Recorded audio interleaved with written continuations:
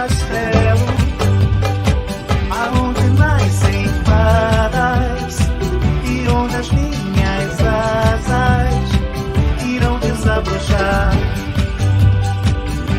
Existe um lugar de mágica e sonhos, aonde seus planos se fazem brotar. E nesse lugar nós nos encontramos, tão cheios de encantos. Congresso Brincar.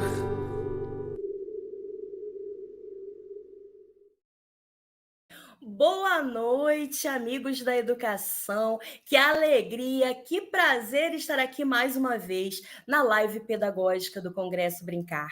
Eu sou a professora Paty Fonte e hoje apresentarei a live junto com vocês. Eu sou uma mulher branca, estou com batom vermelho, tenho cabelos escuros, compridos, lisos. Atrás de mim tem um quadro na cor bege marrom de um casarão. Ao meu lado, a Jéssica Araújo, a nossa tradutora e intérprete de Libras. Ela é uma mulher branca, cabelos compridos, pretos, longos, está com o cabelo um pouco preso, óculos, usa óculos, atrás dela uma cortina bege. E é isso, meus amores. Vamos começar a live pedagógica do Congresso Brincar. Eu estou no Rio de Janeiro, eu quero saber você, onde você está nos assistindo, de onde você é, conta para mim, comenta aqui. É aquele momento de convidar todo mundo, chamar no grupo do WhatsApp, colocar nas redes sociais, avisar que a nossa live do Congresso Brincar já vai começar, está imperdível. O tema de hoje, eu tenho certeza que vai ser assim muito revelador, inspirador, surpreendente para alguns e um tema lúdico necessário, pertinente. Vamos falar sobre alfabetização sem cartilhas. Como é esse processo? Como isso ocorre? Mas a nossa convidada, ela é, assim, uma grande mestra na área de educação, ela que é professora da UF, da Universidade Federal Fluminense, ela que é doutora em educação, ela que é especialista no brincar, nessa arte da ludicidade, da alfabetização e que é uma das colaboradoras da nossa comunidade Brincar.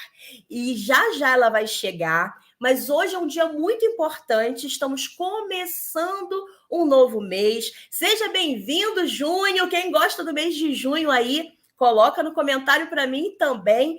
E hoje marca o início, né, de uma nova fase na nossa comunidade Brincar. Tem um curso completo, um curso maravilhoso com ela, com a professora doutora Andréa Serpa, já disponível na íntegra na nossa comunidade Brincar.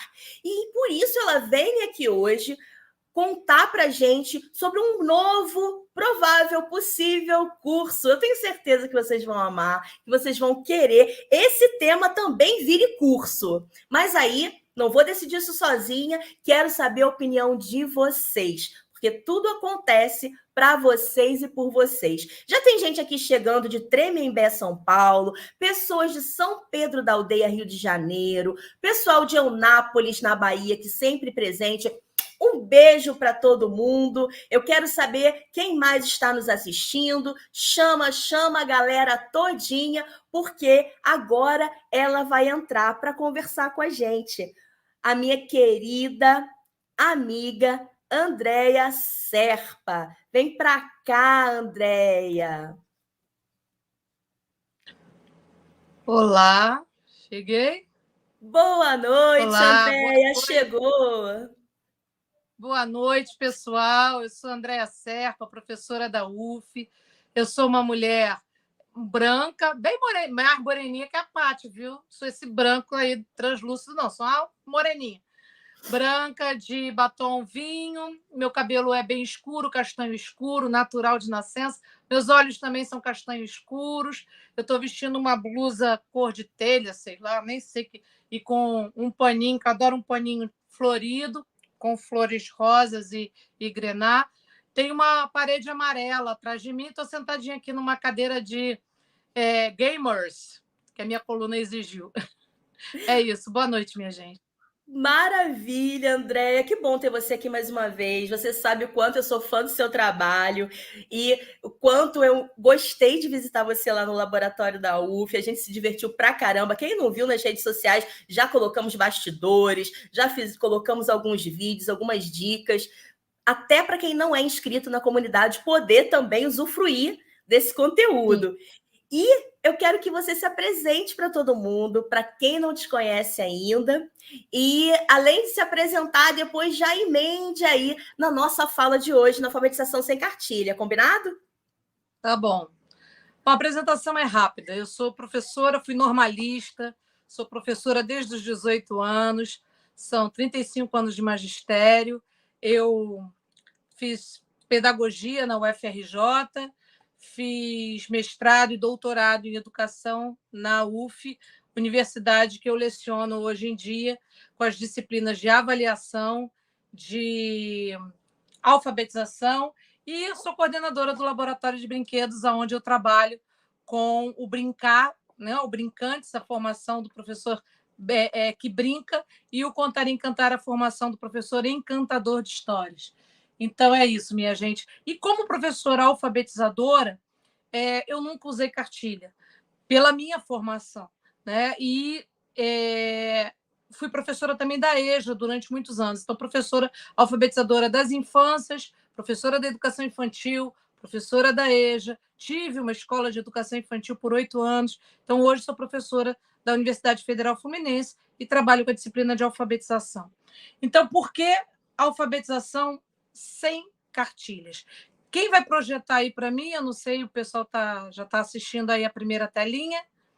Isso, volta, saiu já lá na Ciranda Daniel, aí na primeira telinha, isso. Então, alfabetização sem cartilhas, pensando um projeto. Me preocupa muito, eu também sou professora, acompanho os meninos que vão ao estágio, viu, lá na UF, a moçadinha, as moças e os rapazes que fazem estágio. E me preocupa muito os referenciais que eles estão tendo, né, para desenvolver as suas práticas. E como professora dessa disciplina de alfabetização na UF, eu comecei a pensar, então, como é que eu poderia apresentar para eles alternativas de trabalho, né, falando um pouco sobre o meu trabalho, como eu entendi a alfabetização, né, e como essa formação, na verdade, nos leva para outros lugares, né? Então, vamos começar falando de cartilha, né? Estava lendo, olha só, a gente está sempre estudando, né? Eu também estou estudando esse livrinho aqui, maravilhoso, recomendo, né? A história da alfabetização no Brasil. Depois vou montar um curso para vocês sobre ele, mastigadinho. Olha só. E cartilha, na verdade, vem de uma palavra portuguesa que significa cartinhas, né? Cartilhas. Vem daquele português ali meio, né, castelhano. Então, cartinhas viraram cartilhas, e cartilhas porque a gente começa a alfabetizar, na verdade, com cartas da catequese. Então, os primeiros materiais de alfabetização lá no Brasil Império eram cartas de catequese, as cartilhas, aonde o método consistia essencialmente em memorizar. Memorizava-se aquelas palavras e aí dizia-se que estava lendo, né? Não estava lendo, tinha guardado o decorte, tinha guardado de memória, então dizia que estava se lendo. Então, tem coisas muito interessantes, né, para a gente estudar na história aí da alfabetização no Brasil, mas esse não é nosso tema de hoje. Nosso tema de hoje é pensar essa prática, é pensar como é que a gente consegue se libertar, né? Estou falando de uma alfabetização que está entranhada nesse país, né, há séculos, né? Então, tudo muda, né? As leis mudam, a cultura muda, mas a escola permanece no mesmo lugar que estava em 1850, em 1870. Isso é preocupante. Então, vamos lá. Alfabetização sem cartilhas, pensando no projeto. Vem comigo. Pode passar. Quero falar, né, sobre Heloísa Marinho. Essa figura que foi uma professora do Brasil, que quase some da nossa história, que quase some da nossa memória, mas que foi uma professora super importante para a história, porque ela inventou o método natural do Brasil. Então, ela criou esse método, na verdade, numa pesquisa, tá? Em 1940, olha como é antigo isso, gente, 1943, uma pesquisa de campo, então, com duas professoras, pensando atividades, aplicando com as crianças e tirando conclusões, ela criou esse método. A gente não cria ciência sentado embaixo de uma árvore, esperando a maçã cair na nossa cabeça, não, tá, gente? A gente produz ciência a partir do cotidiano, a partir do fazer, refletindo sobre esse fazer. Então, a Heloísa Marinho, ela foi professora de todas as professoras da educação infantil formadas no Instituto de Educação, aqui do Rio de Janeiro, entre 1934 e 1978. Então, ela criou um método, tá? Que naquela época era uma proposta nova, original e brasileira. É claro que quando ela cria isso, ela está vivendo um caldo, ela está vivendo numa efervescência, né? Então, ali, no início do século passado, havia uma efervescência pedagógica. Nessa efervescência foi surgindo Montessori, né? Vallon, Freinet, né? Foi surgindo essas pessoas. E essas pessoas foram pensando outras propostas para a pedagogia. E é por isso que tem um estranhamento que a nossa escola ela consegue passar, né, impermeável por toda essa história da educação, por todos esses pensadores, por todos esses cientistas que pensaram educação, né, dentro e fora do Brasil. Vou falar agora, para a gente, eu só estou contextualizando para a gente entender. Vou falar um pouquinho dos princípios. Pode passar para mim, por favor? Isso. Então, em 1943, a Heloísa já trazia para a gente alguns princípios. A leitura e a escrita não são um fim em si mesmos, mas meios para se atingir o pleno desenvolvimento do sujeito. E, olha, garanto que isso já tinha sido dito antes. Nesse livrinho aqui, isso foi dito em 1853. Então, não é uma ideia tão nova, tão revolucionária, tão absurda assim, né? Escolha livre das atividades é um direito da criança. Heloísa Marinho vai falar isso muito antes da gente pensar o ECA, muito antes da gente pensar a criança como protagonista. Ela já falava da escolha livre das atividades da criança, do trabalho diversificado, do respeito aos direitos dos outros, entendendo que a criança é esse outro. Variedade de opções de atividade. Atividades de conjunto não devem durar mais do que 20 minutos. Veja, Heloísa Marinho vai falar de atividades de tempo bem reduzido, né? As atividades coletivas, as atividades de conjunto, em tempos pequenos. Por quê? Porque a gente já sabia, lá em 1943, que a atenção da criança, né, é diferenciada. Então, que a criança precisa estar o tempo todo sendo convidada a uma diversidade de atividades para que ela reconecte, para que ela se concentre. E à medida que ela vai crescendo, essas atividades vão ampliando, vão aumentando o tempo. Então, pensar uma atividade de 1 hora para criança de 6 anos, uma atividade de 1 hora para criança de 5, de 7, é impensável. E a gente já sabe disso há bastante tempo. Organização cuidadosa dos cantinhos de atividade, a importância do ambiente educador, né? O professor é o primeiro estímulo, apoio afetivo. Heloísa Marinho vai dizer isso muito antes da gente discutir inteligência emocional, né? Muito antes da gente discutir essa questão da importância da afetividade.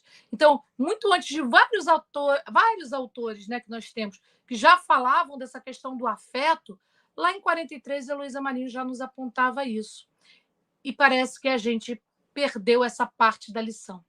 Pode passar, vou ligar o ar-condicionado.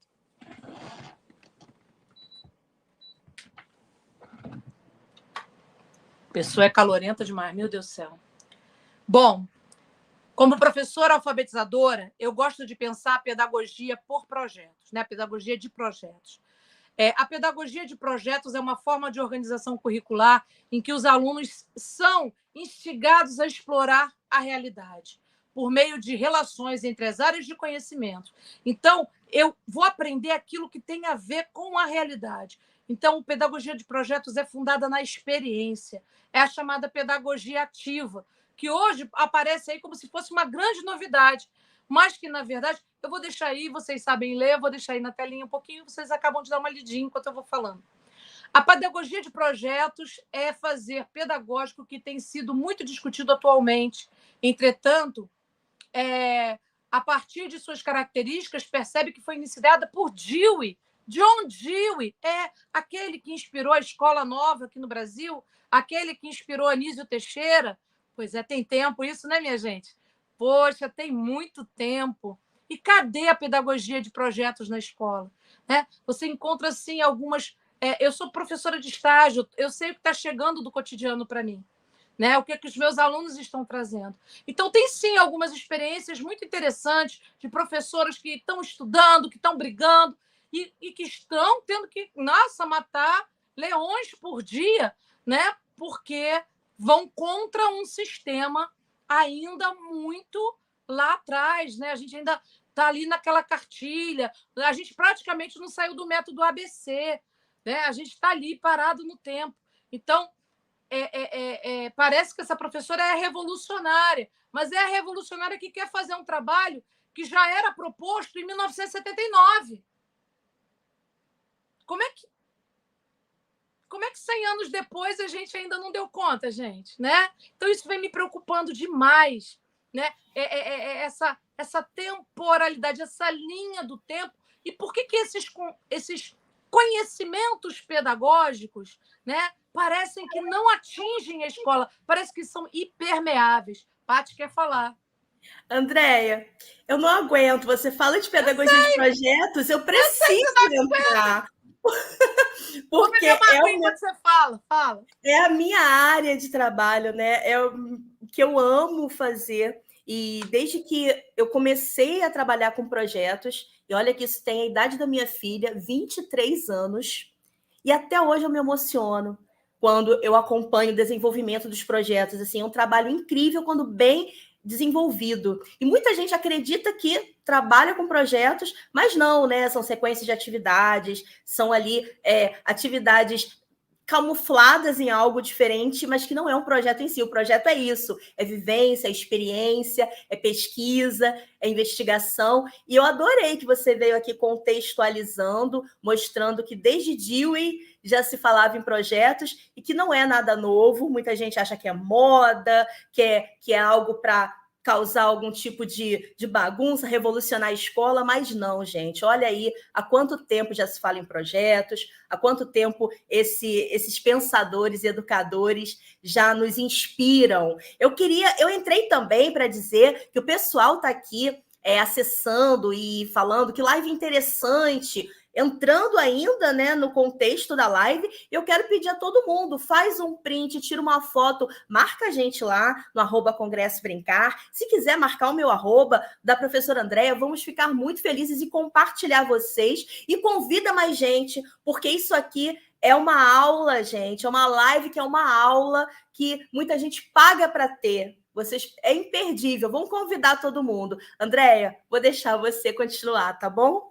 Tá bom, querida. Então,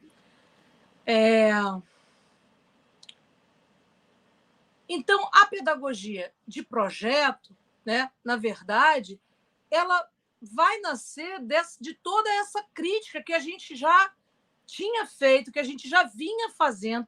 A gente está fazendo uma crítica, lá no início do século passado.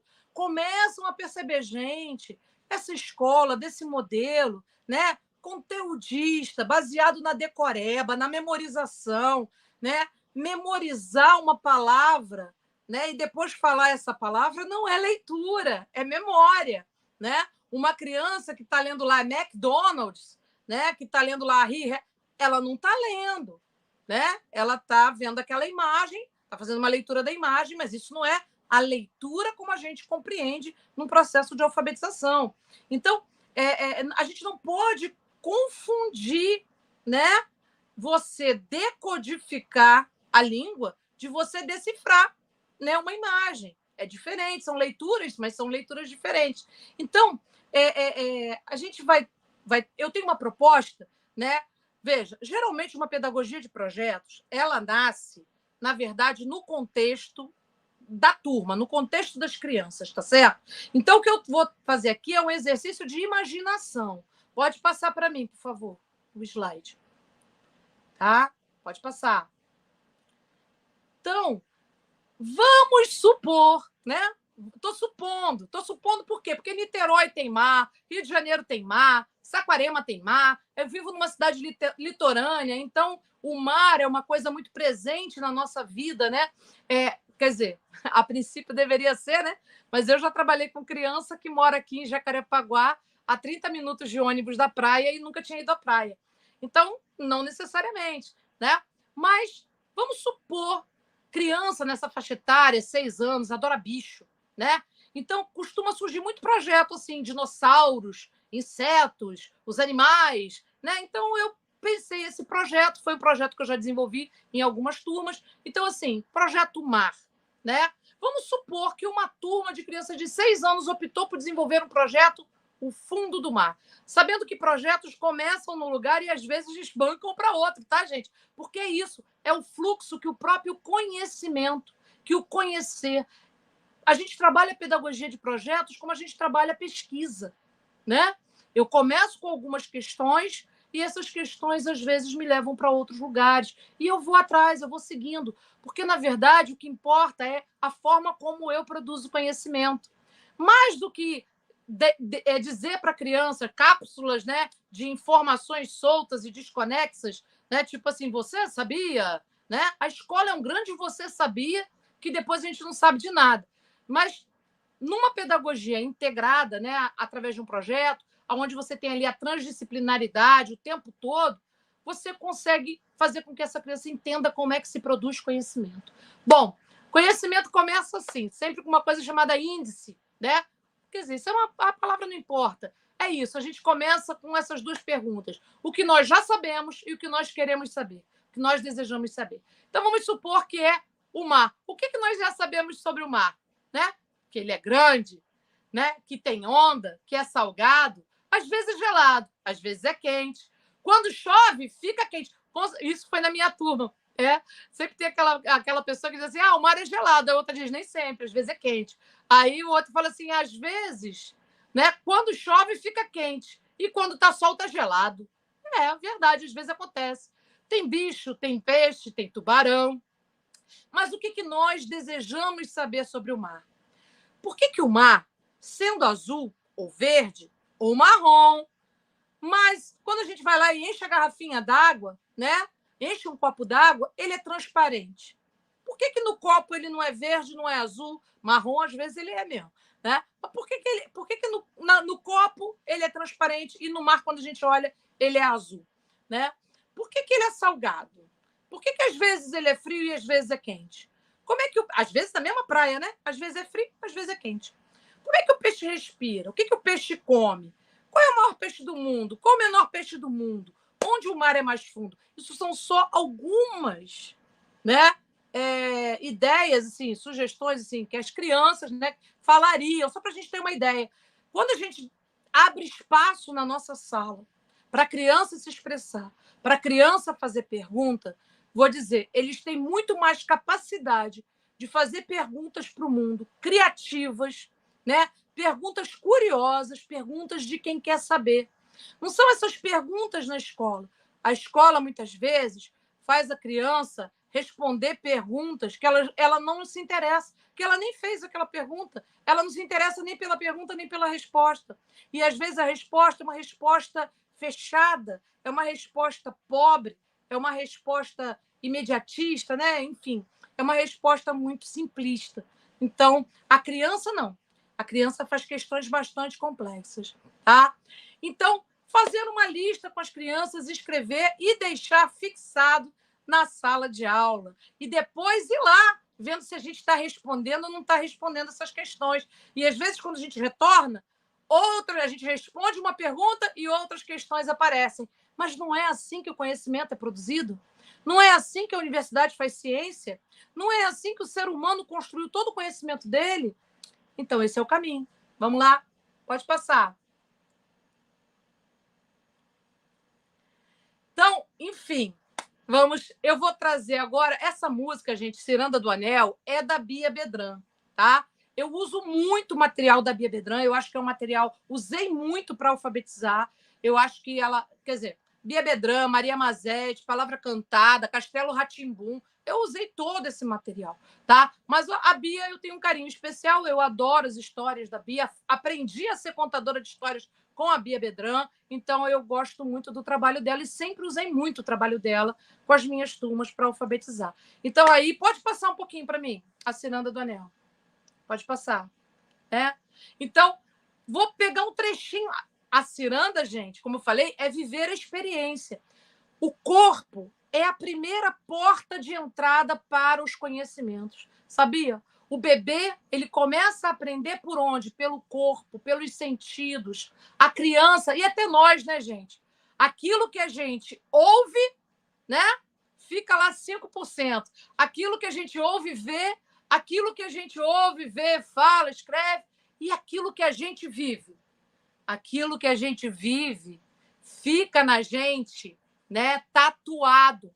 Então, é preciso que a escola seja um lugar de vivência, de experiências, tá certo? Não é só viver coisas, que aquilo seja uma experiência real para a criança. Então, a gente iria cantar lá na UF, a gente no presencial, né? A gente faz uma roda, uma grande roda de ciranda e canta essa música.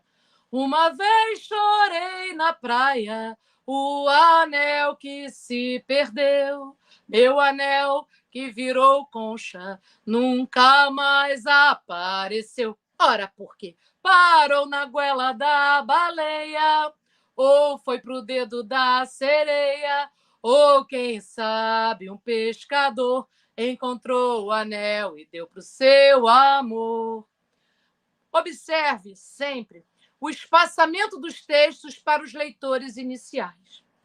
Leitores iniciais, leitores que estão começando a olhar para a escrita, olha o texto que está escrito, né, do lado esquerdo e do lado direito, compara. Então, a gente que já tem, né, a leitura fluente, essas palavras pequenininhas, bem juntinhas, né, a gente sabe aonde elas se dividem, a gente sabe onde está o começo e o final da palavra.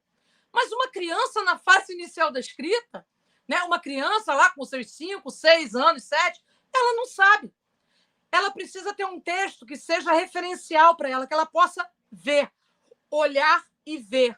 Então, eu preciso desse espaçamento, tá, gente? Isso aí é um texto que tem três espaços entre as palavras. É um texto que tem uma fonte ampliada. É um texto que eu uso uma fonte que facilita a leitura da criança, tá?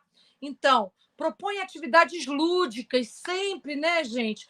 A gente está no Congresso do Brincar, né? A brincadeira é a principal linguagem da criança. Então, tudo que eu proponho como um grande brincar, como uma grande brincadeira, eu envolvo, eu conquisto muito mais. Então, por exemplo, vamos propor atividades lúdicas como a pesca de palavras iguais. Toda vez que no presencial eu mando um aluno adulto, viu, gente? Que eu mando, mas a criança era a mesma coisa. Toda vez que eu mando um aluno adulto ir lá no quadro, né, circular onde tem 2 palavras iguais no texto, só 2, hein? Acha só 2 iguais.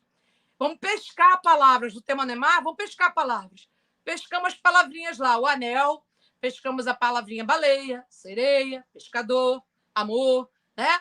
E é muito interessante, porque toda vez que você manda uma pessoa no quadro, o resto fica enlouquecido. Os adultos não são de falar, não, eles ficam só assim, né? Porque é natural da espécie humana tomar conta da vida da alheia, não é isso? Fica tomando conta, o outro foi, deixa eu ficar aqui tomando conta. Eu já vou me preparando também, vai que me chamam, eu já sei. Eu fico caçando. Como convidou o outro a fazer essa pescaria, eu também quero pescar. Eu fico pescando, né? Se é a criança, fica assim, me chama, olha, tá ali, é aquela ali, né? Então, as crianças curtem essa atividade como a pescaria de palavras iguais. E num texto grande assim, na verdade, a gente consegue identificar as palavras, né, que estão ampliadas e as palavras que estão aonde está o começo e onde está o final de cada palavra, né? Então facilita para a criança. Lembre-se sempre de exercitar a autoria das crianças. Isso é muito importante, né? Num projeto, as crianças precisam ter voz, as crianças precisam pensar, são elas que estão ali para aprender. Veja, a gente já sabe, tudo para a gente é mais fácil, né? Porque você já está velho, né? A criança não, ela está chegando no mundo agora. Mas deixa a criança fazer. Montessori sempre falou, não faça pela criança aquilo que ela consegue fazer por ela mesma. Se você não deixar, se você não der espaço para a criança desenvolver, para a criança falar, para a criança construir esse conhecimento, né? Esse conhecimento não vai se constituindo dentro dessa criança. Ele passa por ela, tá? Então, vamos lá. Você já ficou triste por perder alguma coisa? Desenhe e nos conte. Vamos fazer uma grande roda e pensar, e vamos conversar sobre isso. Nesse momento, pós-pandemia, quantas perdas, não foi, não? Nós perdemos tantas coisas. Nós perdemos. Às vezes, nós perdemos a nossa escola, que a gente gostava, a gente teve que mudar de escola. Às vezes, a gente perdeu o vovô e a vovó, né? Então, deixa as crianças falarem, deixa as crianças expressarem. Vamos escrever esse texto. O texto que tem sentido é o texto que arde, é o texto que sangra, é o texto que diverte, é o texto que tem vida nele, que o ser humano está nele, né? Então, não tenho como, eu não consigo conceber como alguém acha que vai alfabetizar um ser humano desse planeta, um ser humano dessa cultura apaixonada que é o Brasil, com o tatu na toca-tuba. Não tem condição, gente. Hã? Qual é o prazer, qual é o envolvimento, qual é o encantamento, qual é o desejo que eu produzo numa criança com o tatu na toca-tuba? A babá da bife é o bebê. O peixe de chale toma chá na xícara. Só se for lá no Bob Esponja, né? É um negócio bizarro. Então, assim, vamos trabalhar com essa palavra viva. E quem é que traz a palavra viva para a minha sala de aula? Bom, eu posso propor a palavra da música, da história, eu posso. É meu trabalho enriquecer o universo cultural dessas crianças com brincadeiras, com músicas, com histórias, com poesia. Mas e ela? Ela não tem nada a dizer? Ela tem muita coisa a dizer. Tem muito texto nessa criança. E esse texto que está na criança, ele já vem rico e pleno em contexto, tá? Então, vamos fazer uma lista das coisas que nós perdemos? Pode passar. Pode passar. E pulou. Tá, volta. Vamos para o pedalinho. Depois eu mostro esses slides das coisas que nós perdemos. Outra música que eu trabalho, né? É Pedala, Pedala. Tá dentro do contexto do mar? Tá, porque tem a palavra de novo, né? Pedala, pedala, pedala, pedalinho, me leva pra longe bem devagarinho. O mar tá bonito, tá cheio de caminhos. Pedala, pedala, pedala, pedalinho. Repara o pedalinho, o pedala, pedalinho da coluna. Eu não sei para vocês se está na esquerda, se está na direita, mas repara o pedalinho da coluna, para mim, da esquerda com a da coluna da direita. Repara como essa letra, bastãozinha, né? Sabia que essa letra antigamente chamava bastardinha, tá, gente? Vem do português. Eu acho que acabou virando bastão, porque bastardo é uma palavra que acabou, né, ficando feia para a letra, né? Mas o nome dessa letra aí, pequenininha, era bastardinha. Tem a bastarda, que é ela em caixa alta, e a bastardinha, que é essa aí, em letrinha pequenininha. Essa letrinha bastão, tá? Então, essa letrinha, olha a dificuldade. E aí querem colocar essa letrinha para criança de 4, 5 anos. Olha a dificuldade dessa letra. Olha como elas são todas parecidas.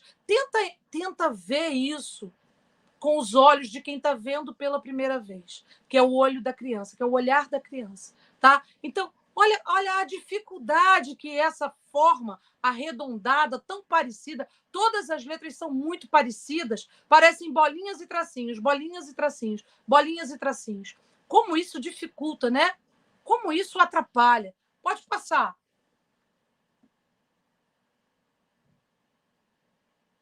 E essa percepção que nós temos, né, na verdade, é antiga.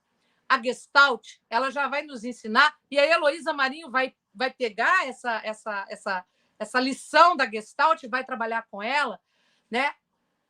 A semelhança confunde e a diferença facilita o processo de percepção e diferenciação.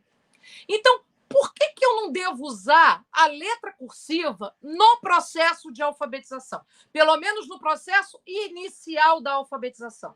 Depois que a criatura já sabe ler e escrever, ele pode aprender a ler e escrever com a letra que ele quiser. Tá? Para mim, isso é indiferente. Ah, mas a mãe quer indiferente. Eu já tive uma aluna na EJA que ela virou para mim e falava assim: ah, professora Maria Figênia. Ela virou para mim e falava assim: professora, queria tanto aprender a escrever meu nome, com aquela letra bonita, para assinar assim, bonita a minha letra. Falei: não tem problema, Figênia. Fui lá, baixei a fonte, Mamãe que nos faz, fiz o nome dela em letra cursiva e dei para ela. Falei: quando você estiver em casa fazendo nada, assistindo Faustão, você treina, porque é só treino motor, né? Não é uma construção cognitiva que precisa da minha mediação. Então, você vai lá e faz isso, tá certo? Por quê? Por que não a letra cursiva? Né? Veja, lá em 1850 se usava, né, muita letra cursiva, treinava a letra cursiva, porque, veja, todos os documentos oficiais, né, certidão de nascimento, casamento, cartório, era tudo escrito à mão. Banco. Os documentos eram escritos à mão, era tudo manuscrito. A gente vive no mundo manuscrito, minha gente? Nós vivemos no mundo manuscrito? Ou nós vivemos no mundo digital? Aonde, na verdade, se faz cada vez menos uso de lápis e papel e mais uso de mídia digital, na qual a letra que nós usamos não é essa, né? Então, por quê? Porque a exigência motora, essa exigência motora, dificulta a escrita e desestimula muitas crianças a escrever mais. E eu quero que o meu aluno escreva mais. Eu quero que ele escreva muito. Eu quero formar o autor. A forma da letra não é o conteúdo da alfabetização. O conteúdo da alfabetização é a capacidade de decodificar e codificar textos. Não é a forma da letra. Então, eu não sei por que essa prioridade ou protagonismo da letra no processo de alfabetização.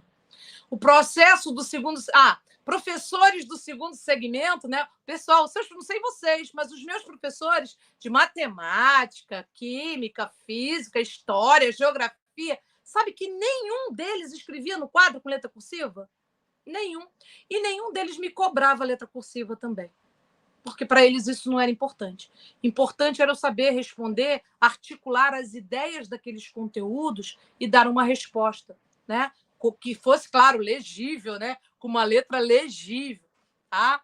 Então, na faculdade, eu quero dizer para vocês que a gente também não se importa com o tipo de letra que vocês usam, até porque a gente pede os textos, todos eles digitalizados. Letra é identidade. Dificilmente você vai ver um adulto alfabetizado escrevendo igual ao outro, mesmo que ele tenha aprendido a letra cursiva, tenha feito cadernos e cadernos de caligrafia, como eu fiz, né? Não é a minha letra. A minha letra não é uma letra cursiva, apesar de eu conhecer perfeitamente todo o movimento da letra cursiva, eu jamais escrevo um texto em letra cursiva, tá? Então, a letra cursiva é um artefato cultural que quase não é usado em 2023, a não ser na escola e para a escola até o 3º ano. Depois, ninguém liga mais para isso. Bom, e fazer caligrafia, né? Essa exigência da caligrafia faz tanto sentido no século XXI quanto o curso de datilografia e mimeógrafo. A cópia de letra não ensina a escrever. A escrita é um processo cognitivo, não é apenas um processo motor. Implica no processo motor? Implica, né? Mas o processo manuscrito, o processo de escrever à mão, não está dizendo letra cursiva, está dizendo escrever à mão. O manuscrito pode ser qualquer letra, tá? Então, assim, é um processo cognitivo complexo de codificação. Escrever é a sua capacidade de colocar ideias, sentimentos, percepções numa folha de papel em branco. De forma que o outro, né, o receptor da mensagem, consiga decodificar com clareza. Isso é escrita. O resto é enfeite, né? Escrita é isso. E sabe o que é mais preocupante? A gente acabou de ter uma notícia que mais de 50% das crianças no Brasil não são alfabetizadas, né? Então, nós saímos de 11 milhões de analfabetos para 14 milhões de analfabetos e a escola está preocupada com o formato de letra. Eu acho que a gente deve rever nossas prioridades. Pode passar.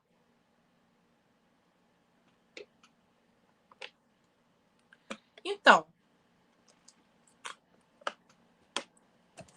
eu trouxe esse livro, depois a gente pode até disponibilizar o link, chama-se Léo e a Baleia. Eu vou ter que contar para vocês, porque senão não vai fazer sentido, né? Dentro do projeto.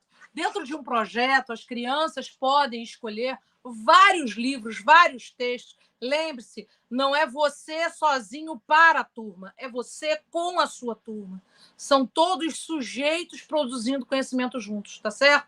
Então, mas isso não significa que você precisa se omitir e não levar material, né? Então, eu escolhi aqui o Léo e a Baleia, que é do Benji Davis, tradução de Marília Garcia, da editora Paz e Terra.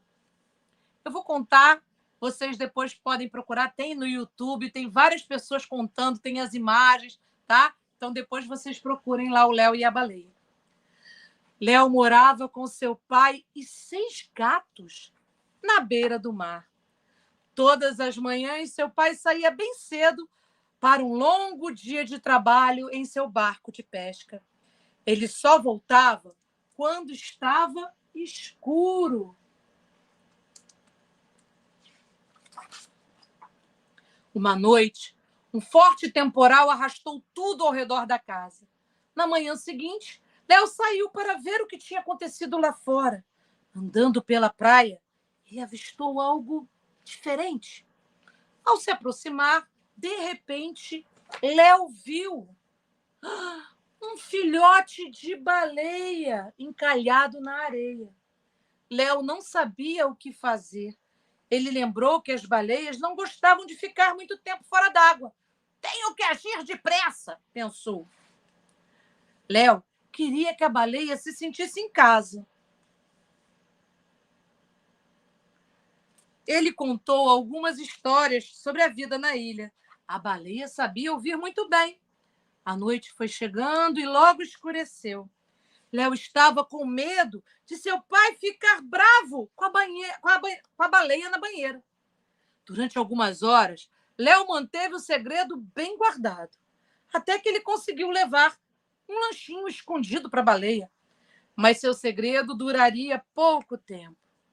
O pai do Léo não ficou bravo.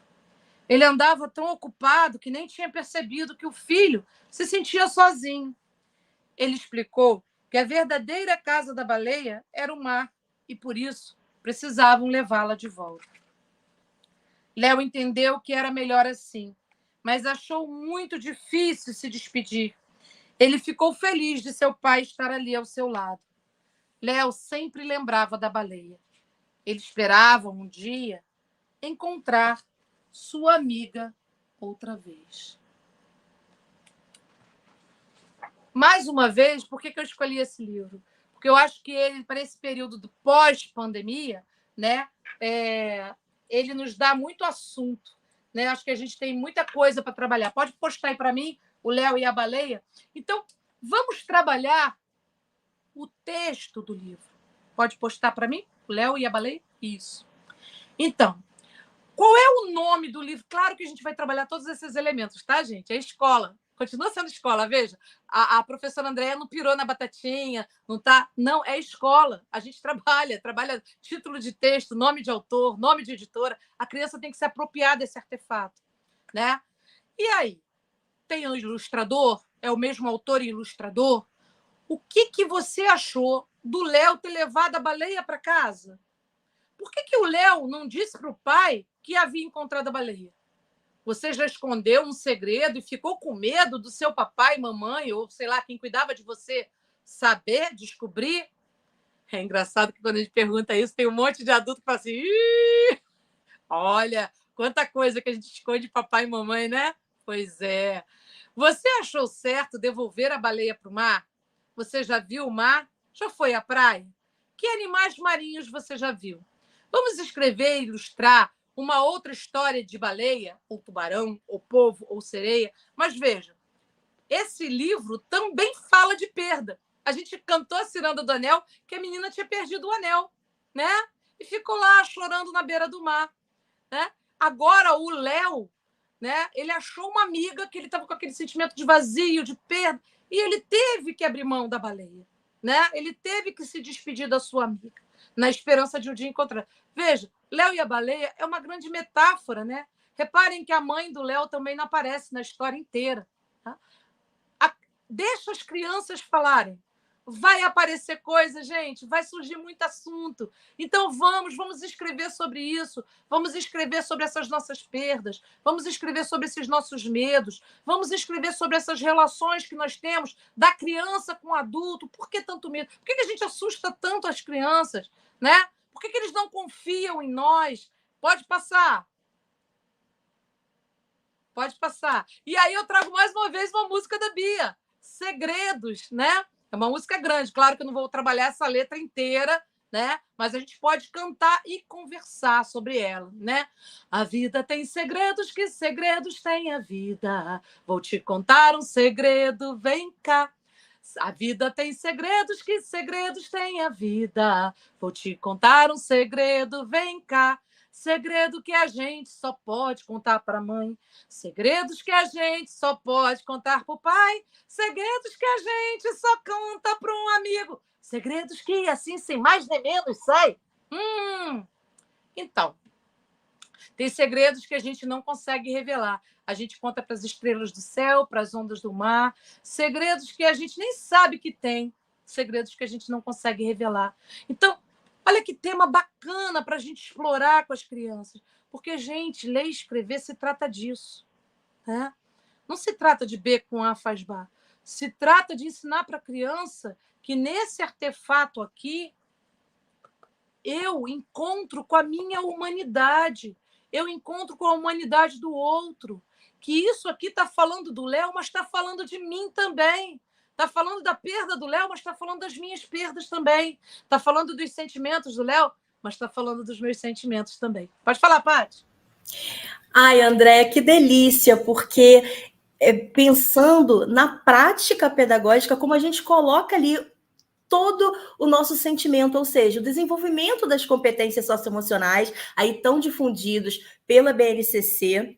E isso acontece naturalmente com o projeto. Trabalhamos ali através da contação de histórias, da música, dessa roda de conversas. E é isso que eu acredito também, eu acredito demais nesse trabalho. E vejo como você, de uma forma leve, conversando aqui com a gente, mostra essa prática prazerosa, essa prática imbuída de sentimento, que é o que a gente mais precisa. Realmente faz todo sentido refletirmos sobre isso e buscarmos aí toda essa interligação. Adorei como você foi interligando uma música da Bia na outra. Eu faço muito esse trabalho com projetos também. Amo trabalhar o fundo do mar nas formações. E queria contar aqui, né, rapidamente, para não atrapalhar a sua live, como um relato de um projeto que surgiu a partir da pergunta de uma criança, que também acabou culminando para o projeto Fundo do Mar. Todo dia a professora sentava ali em rodinha, cantava várias músicas, e uma delas falava sobre camarão. E naquela realidade, no contexto daquele aluno, ele nunca tinha visto, ele não conhecia camarão, criança de 4 anos. E aí ele levanta o dedo e pergunta, mas o que é camarão, hein? No meio da música. E a professora tem ali uma atitude muito legal, que não é de sair respondendo, a de jogar a pergunta para a turma. Vamos explicar para o colega o que é camarão? E cada um, então, veio dizendo, é rosa, é de comer, minha mãe tem alergia. E nessa conversa toda, o menino sai um pouco revoltado. No dia seguinte, ouve a música de novo. E ainda insatisfeito. Mas o que é camarão já emburrado? E a professora vai e faz um projeto, né? Começa a desenvolver um projeto jogando para as famílias a seguinte questão. De forma criativa, vamos ajudar o fulano a compreender o que é camarão. Não vale cópia de internet, não vale simplesmente copiar e colar e mandar uma pesquisa por escrito e foto impressa. Não é isso que eu quero. Então, orientou as famílias, explicou qual a finalidade do projeto. Enfim, eu resumidamente contando para vocês que ela ali trouxe também as famílias para compreenderem esse trabalho, terem noção de que é um trabalho com projetos. E nisso, gente, cada família, então, foi trazendo uma série de coisas. Então, surgiu receita, surgiram outros livros de histórias, surgiram músicas, até que uma mãe levou um potinho de isopor com o quê? Com camarão dentro. Com camarão! E aí... Essa era a forma mais óbvia, né? Mais óbvia, mas só camarão é isso. Surgiu poesia, dobradura de camarão, de tudo. É bichinho, né? Bichinho de pelúcia, de plástico. Mas uma mãe teve essa sagacidade. E aí, todos os materiais foram explorados, inclusive o camarão em si, sentir o cheiro, tocar e tal, e todas as reações e sentimentos, emoções. E esse projeto é muito legal, foi até capa de revista, não é meu, tá? Não é de minha autoria, mas eu acho muito interessante, então eu sempre utilizo. Tá disponível lá no meu site depois, se alguém quiser ver. Posso colocar na comunidade Brincar também, que ele é muito bom. E eu sempre trago e brinco nas formações com as professoras. Então, a gente vai fazendo muito isso que você está mostrando. Eu acho que um dia a gente tem que fazer um bate-bola, eu e você, porque as práticas vão se complementar. Então, a gente trabalha as conchinhas, sabe? Aí entra a matemática, na contagem, separação por grupos, textura, cores, tamanhos, aquela concha grandona que você fica ouvindo o barulho do mar. Trabalha uma série de coisas, é um projeto incrível, assim, eu acho que o Fundo do Mar ele traz dá projeto para o ano inteiro. Dá projeto para o ano inteiro. E quando se fala em alfabetização, principalmente porque tudo que você vai registrando, você vai escrevendo ali, a criança começa a entender o porquê da escrita, a importância da escrita, de se escrever para a posteridade, de registrar as suas ideias, de registrar os seus sentimentos, de valorizar a sua pesquisa, a sua fala. Então, gente, aí tem produção textual dessas crianças, né, coletiva. É muita coisa, gente, é um projeto incrível. Então, eu tinha que entrar rapidinho para falar. Fizemos a união aqui das competências socioemocionais com os projetos, unindo todas as áreas de estudo nesse pouco tempo que a Andréa mostrou para gente. E é um projeto que ainda dá para pano para manga. Muita coisa. Outra coisa, rapidamente, só para não esquecer, os filmes, né? Trazer a tecnologia. Então, teve uma parte do projeto que era assim, vários filmes que tinham abordagem de fundo do mar. Eu lembrei disso porque agora vai lançar A Pequena Sereia, né? A nova versão da sereia, que é uma sereia preta, linda. Então, olha, para quem está se inspirando nesse projeto aqui hoje, que a professora Andréa Serpa trouxe, olha que bacana. Aí, dessa turma de 4, 5 anos, não era alfabetização, mas com alfabetização melhor ainda. Depois... Com 4, 5 anos também. Dá também, né? Eu só não vou sistematizar como vou sistematizar numa alfabetização, né? Isso, a gente já vai falar disso também, né? Não quero só contar essa parte da matemática, né? De depois cada um votar qual o filme predileto e criar um gráfico dos filmes. Aí, gente, eu tenho até... depois a gente pode até mostrar. Eu tenho imagenzinha desse gráfico, sabe? Que é já com a escrita da criança, o nome de cada um, ele vai colando em cima do seu filme preferido. Então, já está trabalhando a matemática, o gráfico. Olha quanta coisa maravilhosa. E sem aquela mesmice da cartilha, né? Pois é. E com sentimento. Essa coisa... Duas coisas, né? Em cima do que você está trazendo, Paty. Uma... Se a palavra cartilha, ela nasce como cartinha, por que não podemos ser nós os autores dessa carta? Né? Se a cartilha é uma cartinha, por que não podem ser as crianças as autoras das cartinhas? Né? Perfeito, como diz Augusto Cury, né? Que a gente escreve, né? E joga para o outro. Então, assim... Por que não podem ser as crianças as autoras das cartilhas? Por que tem que ser o outro? É o adulto. Se cartilha é cartinha. Então vamos trazer as cartinhas das crianças, com as palavras deles, com o texto deles. Né? Que eles possam ser os autores da própria história, para no futuro serem autores, produtores de seus textos. Porque nós vemos adultos com dificuldade de produzir texto. Professores nessa época, relatório, portfólio. Professores, não é? Muito. E veja, isso que você falou da tabela, eu lembrei de uma experiência que eu tive, esse negócio do fundo do mar rende mesmo. uma turma de PIBID que eu tive, né, que é Programa de Iniciação à Docência. Os meninos tiraram com a turma era uma turma de ano 1, e eles também estavam trabalhando no fundo do mar. E aí eles perguntaram se eles podiam levar as comidinhas para as crianças provarem. Falei, pode, mas isso é complexo. Fizeram autorização, pediram autorização dos pais, quem tem alergia, quem não tem alergia, quem pode, quem não pode. No final deu tudo certo. E aí eles fizeram assim, eles fizeram um potinho de peixe, carne de peixe desfiada, um potinho de siri desfiado, pedacinhos de camarão, anéisinhos de lula. Então, tipo assim, e no final, e as crianças tinham uma tabelinha que eles tinham que colocar 1, 2, 3, 4, por ordem do que eles gostaram mais para o que eles gostaram menos. E aí então, já trabalha outro gênero textual, que é a receita, trabalha também essa questão da alimentação, né, da nutrição, alimentação saudável, e é uma delícia, né, gente? Eu adoro. E criança que nunca tinha provado, né? Sim. Que não tinha. Mostra o bicho, olha, é esse bicho, é esse peixe que você está comendo. Ele desfiado fica assim, olha, o camarão é esse, agora picadinho fica assim, a lula é esse, o anelzinho é esse. E a lula vendo o bicho. Vamos combinar, nós vamos fazer um bate-bola, uma outra próxima oportunidade, e a gente vai trazer muitas aí práticas desse projeto Fundo do Mar. Vamos combinar, porque... Tabela, né? Aí você constrói uma tabela com as crianças, né? O alimento que gosta mais, quem ganhou foi o peixe, tá? As crianças não gostam desse. Quem gosta de camarão é nós, tá? Constrói gráfico, tabela, tudo isso, gente, interligado, de uma forma interdisciplinar e desenvolvendo essas competências socioemocionais, porque é o que eu gosto mais, é diferente do que você gosta mais. Exatamente.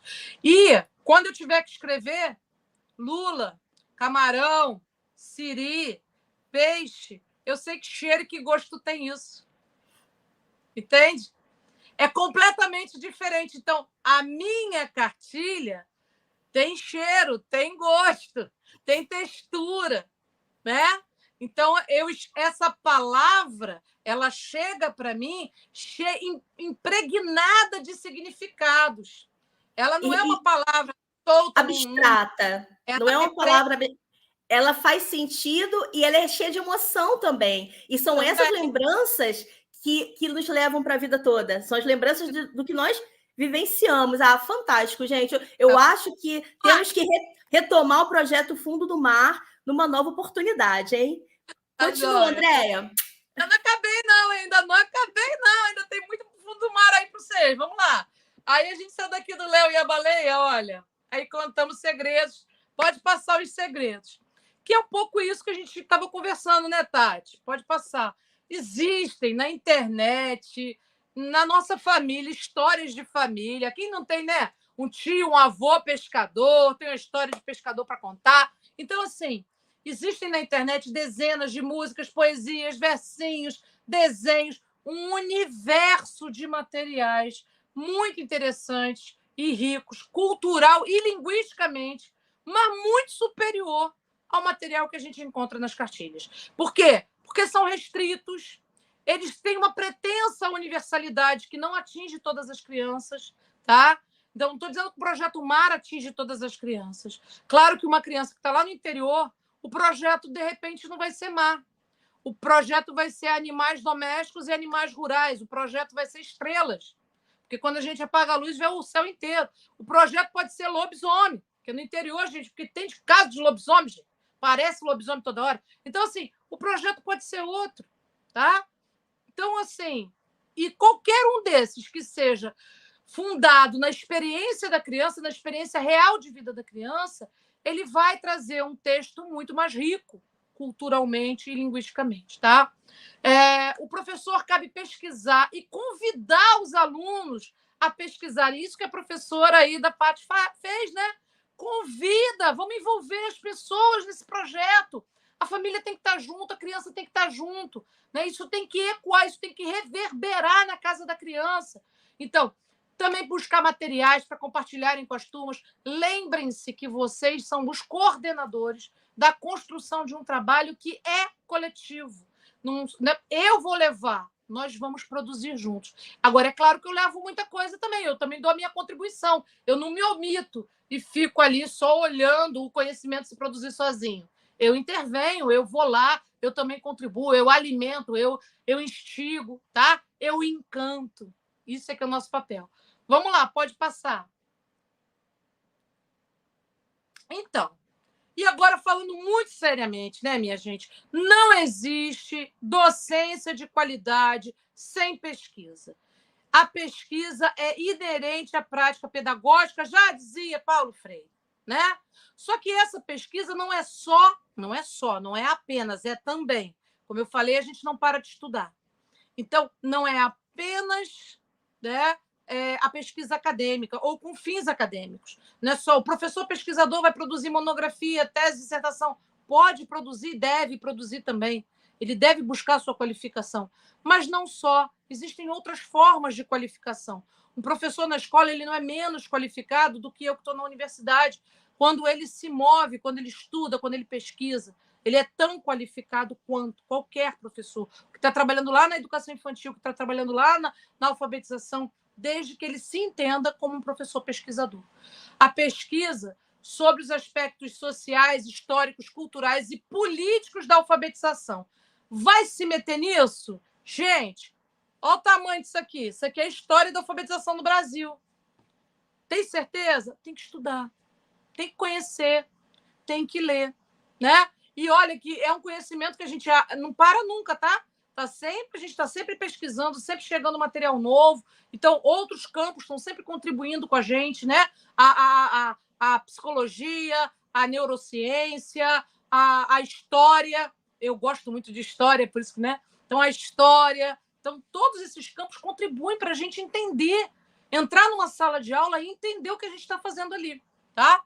Pesquisa sobre aspectos linguísticos, psicogenética, linguística, neurolinguística. É importante que a gente compreenda esses processos, né? É claro que eu não vou fazer uma faculdade de letras para isso, mas eu posso convidar o meu colega das letras a me explicar melhor esse processo, né? A compreender melhor, tá? Pesquisa sobre as infâncias, os processos de aprendizagem e desenvolvimento infantil, né? Tem que ter referencial. Gente, a gente é professor.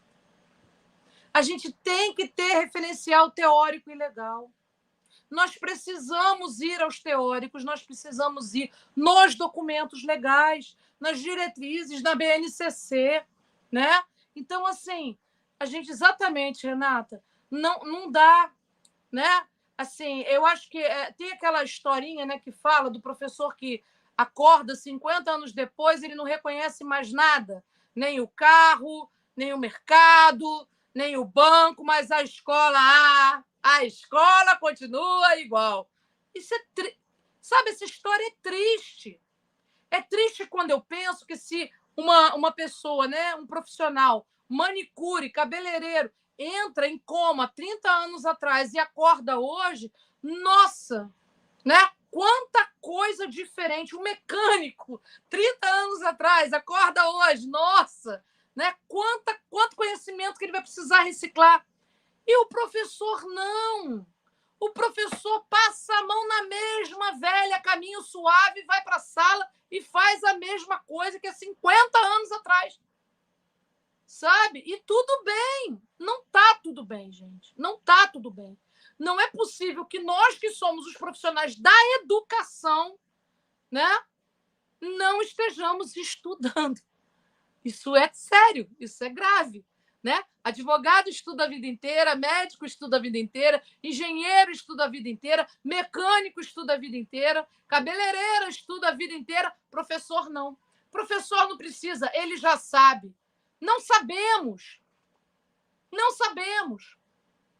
Eu tenho curso normal, pedagogia, mestrado, doutorado em educação. Se eu voltar para a sala hoje, vão ter milhares, mas vão ter muitas crianças que vão desafiar o que eu já sei, que eu vou ter que continuar pensando e pesquisando. Eu continuo porque os meus alunos chegam com essas demandas e eu preciso dar a resposta, né? Então, assim, educação é um desafio constante. Então, não dá para a gente achar que a gente já sabe. Eu já sei muita coisa, é verdade, já sei muita coisa. Tem algumas pistas, alguns caminhos que eu acredito, sim, e isso nunca vai ser o bastante. Preciso continuar estudando, tá? Então, reflexão, ampliação de repertório. Isso vem me preocupando demais, gente, né? A gente precisa investir na ampliação desse repertório. A gente precisa conhecer mais o que está chegando na literatura infantil, o que está chegando. Sabe por quê? De uns anos para cá, nós vivemos um empobrecimento, né, das mídias para a infância. Tá? Então, quando a gente pensa lá na década de 80 e 90, a gente tinha Xuxa, tinha Angélica, tinha Mara Maravilha, tinha. E tinha Bia Bedran na TVE, e tinha Castelo Rá-Tim-Bum, e tinha Palavra Cantada, e tinha Vinícius para crianças, e tinha Pluf-Platic Zoom, e tinha tudo isso. Hoje, sabe o que as crianças estão consumindo, gente? Matinê da Anitta. Nada contra a Anitta, tá, gente? Eu até escuto na minha playlist de corrida. Matinê de Ludmilla. Também escuto. Mas isso não é material de infância, gente. Isso não é cultura de infância. Eu tenho idade para discernir e escutar o que eu estou escutando, né? Agora, uma criança pequena que está vivendo de TikTok, minha gente. Nossas crianças estão vivendo de TikTok. E se a escola não fizer um contraponto cultural, eu fico preocupada com quem vai ser esse adulto, com quem vai ser esse jovem amanhã. Então, eu preciso alimentar, eu preciso nutrir as nossas crianças com outros materiais, com outra cultura, dialogando com a cultura dele. Veja, não é atropelando a cultura da criança, mas colocando novos elementos, trazendo novas questões, até para que ele desenvolva gosto ético e estético. Paulo Freire também fala sobre isso, né? Sobre a educação ética e estética. Será que nós estamos desenvolvendo uma educação ética e estética com essas crianças? Bom, o tatu na toca tuba, eu tenho certeza que não. Nem deixando ela só entregue ao TikTok. Então, eu preciso ser esse espaço de resistência. A escola precisa ser esse espaço de defesa da infância, de defesa da cultura da infância, tá certo? Então, a gente tem, sim, que ter muita música, muitos textos, muitos vídeos, muitos jogos, muitas brincadeiras. As crianças não têm, muitas crianças hoje, não têm, outras têm, porque o Brasil é imenso, né, gente? Mas muitas, sobretudo as crianças urbanas, sobretudo as crianças no Rio de Janeiro, não têm espaço de brincar, né? Elas não têm espaço mais. Muitas crianças hoje não sabem o que é uma ciranda, não sabe, não conhece história, não conhece parlenda. Eu sei porque eu trabalho com moças de 20 e pouquinhos anos. Quando eu cheguei na UF lá em 2012, falei assim, gente, vamos fazer aqui a Linda Rosa Juvenil. Aqui. Gente, a Linda Rosa Juvenil.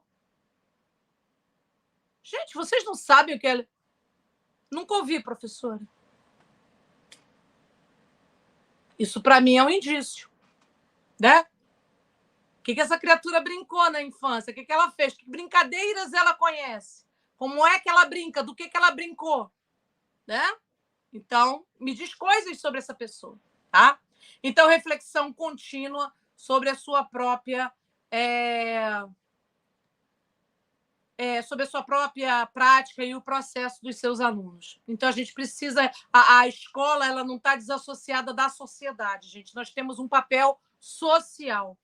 E a partir do momento em que a mídia está levando essa criança para um lugar que eu não concordo, não basta eu fazer a crítica. Eu vejo muito professor torcendo torcendo o nariz e falando, nossa, mas essas crianças só querem dançar e só faz gesto obsceno. Sim, você está oferecendo o quê no lugar? Qual é o seu contraponto? Quadro para ela copiar? Então, ela vai continuar fazendo dancinha obscena, porque você não está oferecendo alternativas para a criança. Você não está trabalhando com essa criança um processo de contracultura. Você está deixando ela entregue ao TikTok. Né? Você não está oferecendo nada que a encante, nada que a atraia, nada que diferencie. Então, não reclama, né? Porque, gente, se eu vou lavar minhas mãos e não vou fazer nada, eu também não vou abrir minha boca para reclamar. Eu vou dançar junto, desenrola, bate, joga de ladinho, né? É isso. Então, ou a gente toma uma posição e diz assim, não, na minha sala de aula nós vamos viver culturas de infância. E esse material vai ser a minha cartilha. É a partir desse material que eu vou ensinar essa criança a ler e a escrever dentro daquilo que é um universo saudável para essa criança. A criança vai ser o meu primeiro contexto e o meu primeiro texto. A criança é o texto, a criança é o contexto. E eu alimento essa criança com textos e contextos mais saudáveis para ela, para essa infância. É disso que se trata a alfabetização para mim. Pode passar, por favor. E aí, vamos lá. Será que dá para ir na peixaria conversar com o peixeiro? Será que dá para trazer peixes diferentes, né? Nós falamos aqui o siri, camarão, para a gente provar? Será para observarmos, né? Observar, passar a mão, sentir o cheiro, ver a textura, ver peixe de pele, peixe de escama, a guelra, o olho, cortar o peixe na frente da criança e mostrar o que tem dentro. Ai, André, é isso mesmo. Já cansei de fazer. E as crianças ficam assim encantadas de ver, né? Vão parar de ser hipócritas. Bom, tirando o pessoal que é vegetariano e vegano, desculpa, né? Mas, enfim, aí vocês fazem o projeto no caminho que vocês quiserem. Monta o aquário, meu gente! Mostra o peixinho vivo! Tia Andréia é carnívora, aí ela vai comer o peixinho. Mas vocês podem montar o aquário. Aliás, hoje eu fiz uma sardinha maravilhosa.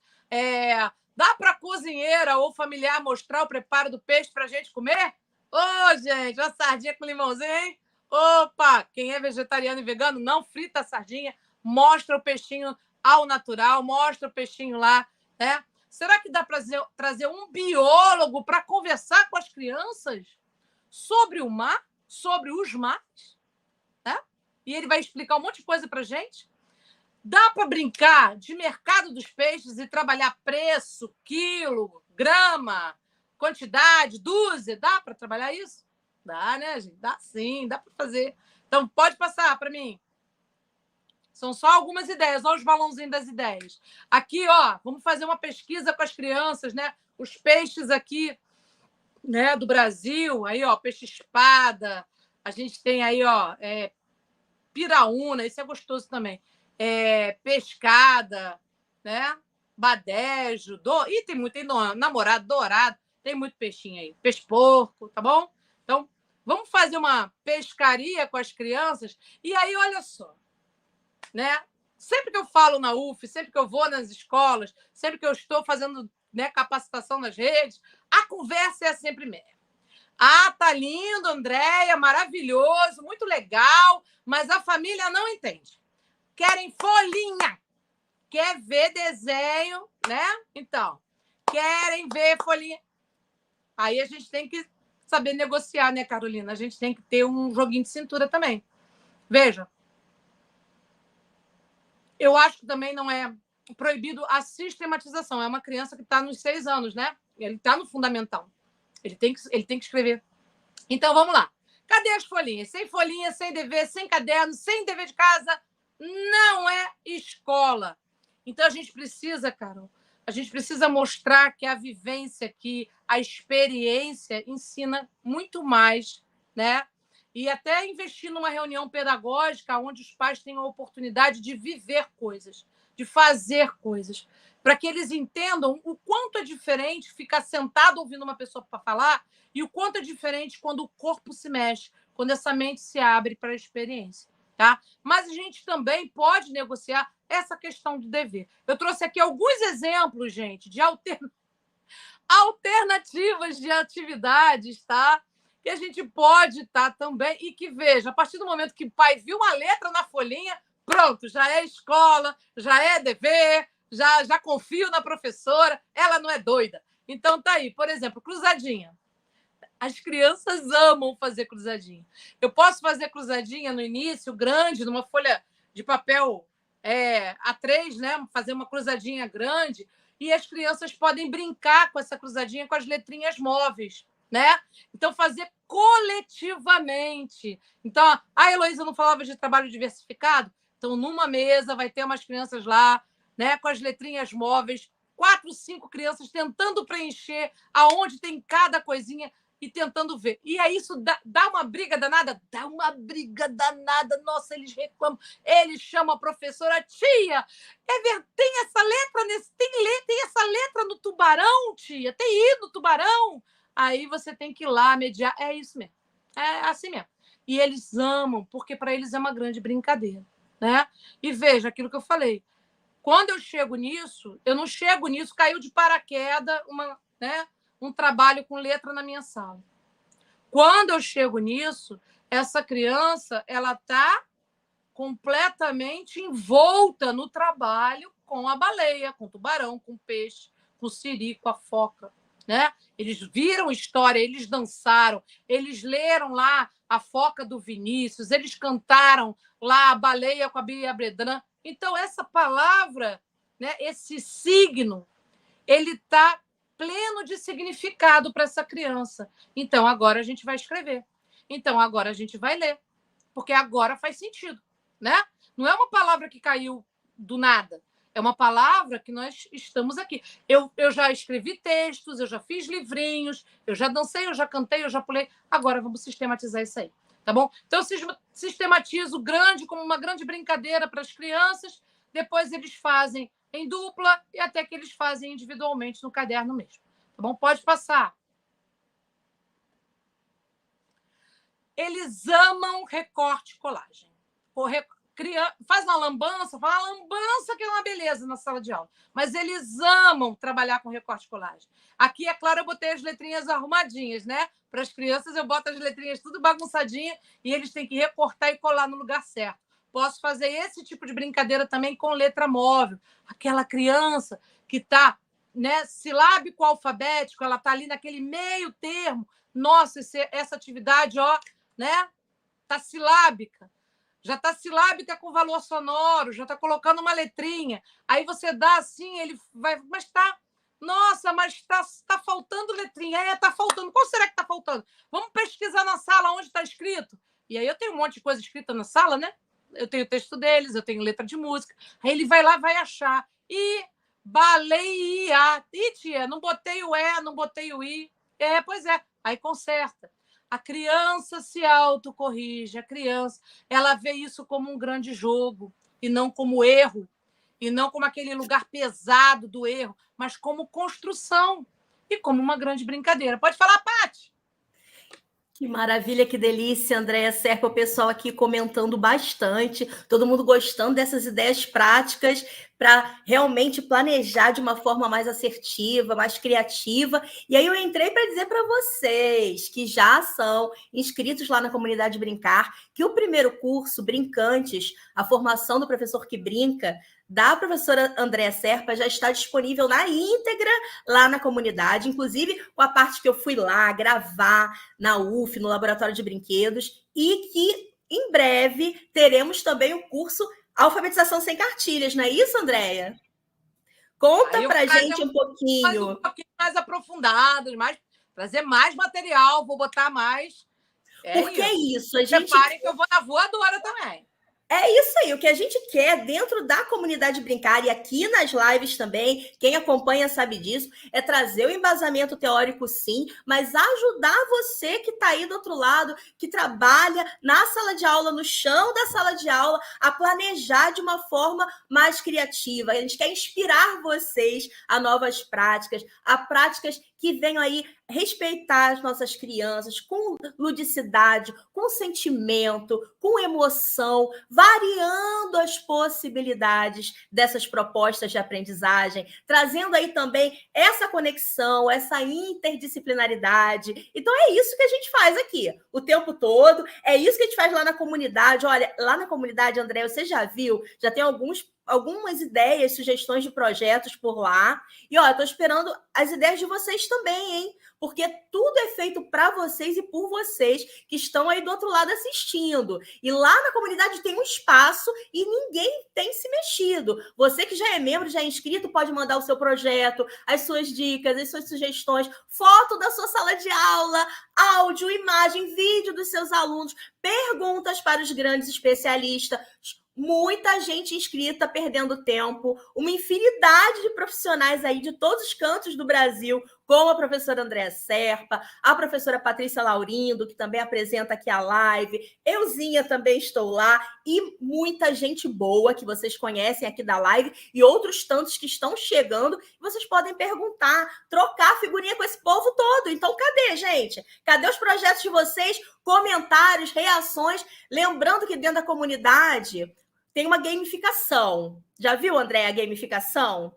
Quanto mais você comenta, reage, pergunta, interage, troca lá, você vai ganhando pontos. E esses pontos, o Vicente Falcão garantiu para gente que vão ser transformados em grandes brindes. Esse brinde pode ser livros, portfólios, ingresso para os congressos presenciais. Olha, gente, vem aí Congresso Brincar Presencial na Bahia, vem Congresso Brincar Presencial no Espírito Santo, vem Congresso Brincar Presencial no Rio de Janeiro. E você pode ganhar. Se você já é inscrito, já é membro da comunidade, simples assim. Você vai lá, tem muito conteúdo, você troca experiências com a gente, que a gente também quer aprender com vocês, não é, Andréia? A gente quer conhecer vocês, aprender com vocês. Vai lá, comenta, troca, reage, conhece todo mundo e ainda pode ganhar seu ingresso. Já pensou que maravilha? Encontrar a gente por lá, nesses eventos maravilhosos. Andréia, o nosso tempo está ficando apertadinho, Andréia. E aí? E aí? Estamos para concluir aí. Deixa eu só apresentar. Vamos concluir? Então, gente, olha, para esse finalzinho da professora Andréa Serpa, vocês deixem aí seus comentários também, suas perguntas, porque nós voltamos rapidinho dessa vez, hein? Nós voltaremos, e sempre que vocês comentam, quem mais faz movimento aqui, enquanto eu tenho material, eu sorteio, sabe, Andréia? Enquanto eu tenho material nas minhas mãos, por minha conta e risco, e eu trouxe meu livrinho novo, meu filho caçulinha, para sortear para vocês, mas eu preciso de comentários, perguntas, eu quero conhecer vocês. Nós estamos aqui para realmente somar, aprender e ensinar, que esse que é a nossa dinâmica deliciosa da live, como diz a Patrícia Laurindo, dessa família do Congresso Brincar. E eu estou, assim, tão animada, tão feliz, Andréia, com você conosco, colaborando na nossa comunidade. Realmente ficou incrível o curso Brincantes. Muito obrigada. Já deixo aqui meu agradecimento antes do seu final. Esse aqui vai ficar demais. Esse, alfabetização sem cartilhas, ainda ficará melhor, é o que você está dizendo. Ainda não tem data, gente, para lançar, mas... Esse que agora eu enfezei. Eu enfezei com esse negócio de cartilha. Agora eu tô com raiva. Agora você está com ranço. A palavra da moda. Agora você está com ranço das... Tô com ranço desse negócio de cartilha. Agora eu peguei essa briga para mim. Agora eu vou, entendeu? Olha, você vai colaborar muito. A gente tem um espaço lá na comunidade, não sei se você já entrou, que é o espaço da alfabetização. E você vai colaborar muito, a gente está precisando de muito material por lá, mas todos os campos, né? A comunidade tem a parte da educação infantil, da inclusão, do Fique por Dentro, dos cursos, dos congressos, dos gestores, e tudo isso vai ter a Andréa Serpa para a gente. Obrigada, viu, André? Olha, muito obrigada. Tá, deixa eu só concluir, então. Agora é você, sua conclusão, que o pessoal está aqui comentando e pedindo suas considerações aí finais. Tá, joia. Então, deixa eu passar aí, que eu não sei onde que eu tô. Gente, então, estava nessa, pode passar. Só para mostrar para vocês as atividades, pode passar. Essa aí já foi. Tá voltando, hein? Você tá voltando, vai para frente. Tá voltando, tem que ir para frente. Gente, enquanto vai passando aí, volta lá, vai passando. Voltou pro início. Vai lá pro final. Eu não tô achando aqui, vou pedir ajuda aos universitários, ao suporte. Volta. Tem ajuda aqui ao pessoal que está nos bastidores, porque eu acho que todas as imagens que eu tenho aqui... Vai passando, isso. Muito bem. Aí, agora a gente está indo na direção certa. Você saiu na direção, pode passar, pode passar. É Pode que passar. acabou aqui o que eu vejo. Então, estou pedindo ajuda ao suporte lá para a gente encontrar. Eu tenho uma ajuda preciosa lá nos bastidores, vocês nem imaginam. Uma ajuda preciosíssima nos bastidores hoje. Não, era só um alfabetário para as crianças botarem desenho, foto e palavras com o alfabetário do que tem, fazer um alfabetário do mar. Era só isso. Tá Faltou certo? uma imagem. Mas não tem problema, não. Olha só, eu só queria dizer, completando aí o que a Paty falou, né? Eu adoro interagir, responder perguntas. Então, assistam lá o Brincantes. Qualquer dúvida, pode perguntar que eu vou lá responder, tá certo? Bom, essas foram algumas ideias, né, de como a gente pode trabalhar um projeto pedagógico, tá? Nosso trabalho é ir alimentando. Lembrando que em cada etapa desse projeto é importante que o professor vá avaliando, registrando o processo de cada criança, tá? Enfim, o sucesso depende dos sentidos que conseguimos produzir, do encantamento e, sobretudo, de criar um ambiente que seja cooperativo, solidário, acolhedor e não um treinamento de guerra. Vamos ser, né? Uma vez eu ouvi isso de um professor, eu achei tão bonito. Vamos ser os professores que nós gostaríamos de ter, né? Pensa sempre isso. Que professor eu gostaria de ter? Que aula eu gostaria de ter? Então, seja esse professor. Hoje, você que está nesse controle, você que está no comando. Então, faça da sua sala de aula a sala de aula que você queria ter quando você ouve a sua criança interior, né? Quando você era criança, que professor você gostaria de ter? E, sobretudo, respeitem as infâncias. Eles são capazes de muito mais do que a gente tem proposto para eles, tá, gente? Muito. É um alfabetário simples, Renata. No fundo do mar, pega lá o papel azul, faz com as crianças no fundo do mar, bota a letrinha e pede para as crianças desenharem o que tem no fundo do mar com a letra A, com a letra B, com a letra C, né? Vamos ver se a gente acha todas as letras do alfabeto. E aí vamos ter que pesquisar, né, gente? Vamos ter que pesquisar. Aí as crianças podem desenhar, recortar e colar e podem escrever, né, gente? Alfabetização. Tem que escrever. Então a gente vai lá, escreve e faz esse grande alfabetário. Aí o alfabetário, minha gente! Falei que era uma coisa simples? Coisa simples, tá? Mas aí a gente constrói isso com as crianças. Se o teu projeto é fundo do mar, não constrói nada sem a criança. Nem alfabetário, nem família silábica, nem mural. Não faça nada sem as crianças. A construção de sala de aula precisa ser coletiva. Nós somos um grupo de trabalho, tá bom? É isso. Gente, muito obrigada. Que delícia! Eu amei. Pode lá conversa lá no Congresso Brincar. Me procura lá, bota pergunta, bota questão, faz comentário. Eu vou lá responder, tá bom? É isso, gente. A comunidade está riquíssima, é muito material e toda semana chega coisa, gente. Toda semana vem material para alimentar aquela comunidade, aquela plataforma. É uma plataforma bem interativa e já tem o curso Brincantes, a formação do professor que brinca já está na íntegra e em breve teremos a alfabetização sem cartilhas. Em breve. Eu quero agradecer demais, mais uma vez. Não está em lugar nenhum. Vai ser lançado no Congresso Brincar. Material exclusivo lançado no Congresso Brincar. E a visita que eu fiz lá na UF, vocês também precisam ver, que ficou muito legal. Está todinha já lá na nossa plataforma. Eu quero agradecer também a Jéssica Araújo pela tradução aí de Libras. Muito obrigada, Jéssica. Hoje a gente deu menos trabalho, né, Jéssica? Hoje a gente deu menos trabalho. Hoje eu me controlei muito, porque minha vontade é ficar aqui conversando com a Andréia. Realmente, quem me conhece sabe, eu me identifico demais com a Andréia. Até parece, até brinco assim, será que nós somos irmãs? Não sei, meu pai tem vários meios irmãos por aí, vai que... Me identifico demais com o jeito da Andréia, com a fala dela, com as propostas. E hoje fiquei impactada, porque eu trabalho muito com o Fundo do Mar. Esse projeto aí é um dos meus carros-chefes nas formações. Eu não sabia que ela também fazia o mesmo tema, né? por caminhos diferentes, mas o resultado é sempre o mesmo.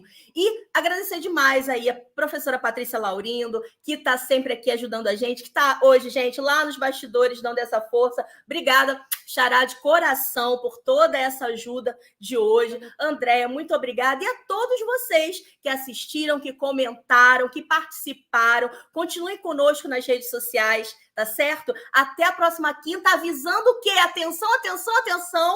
Todo mundo, muita atenção. Na próxima quinta-feira não tem live do Congresso Brincar. Por que, Patifonte? Porque é feriado, minha gente. É feriado, a equipe precisa descansar, tá certo? Então, por isso que eu não coloquei aqui imagem de chamada, não mostrei quem vai ser o próximo convidado, tá bom? Retornaremos no dia 15 de junho, e aí vocês vão poder, lá pela rede social, lá pelo nosso Instagram, @Congresso Brincar, vocês vão poder ver quem vem e saber tudo isso. Continue acompanhando, tá muito legal por lá também, nossos stories, nossos sorteios, nossas práticas. Tem muita coisa que é apresentada no Instagram que não tá aqui na live e nem tá na comunidade, hein? Então fica a dica, tá bom, gente? Um beijo para todo mundo. Gratidão, até a próxima, gente. Beijo. Muito obrigada. Foi um prazer. É o meu lugar mais belo. Brincar é onde eu posso sonhar. Brincar, construo meu castelo.